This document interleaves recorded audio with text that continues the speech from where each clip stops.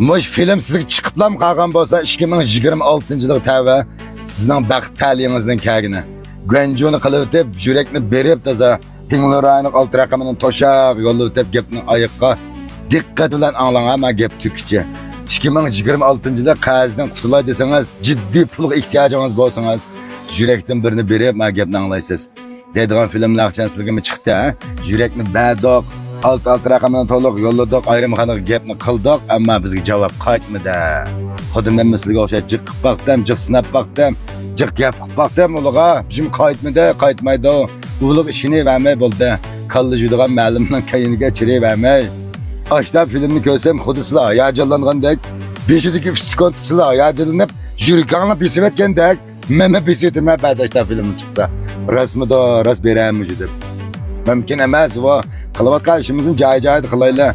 Men 3 kundan oldida men haqsiz ama mashina haydab chiqib, men bala ta'tibatida, balam ya o'ttirdi, men balaning qo'shiqi ochdi. Ay toşudu, ma balının çıkamını özlem kalıp bir aygacha o'ttirdan ilqa vazchilik udula deganda dallallik haqqim ammay, mayan sassa, mayan asa shu pulnim ammay, bir ay mulozimat qilaman degandim. O'g'avla men qilama.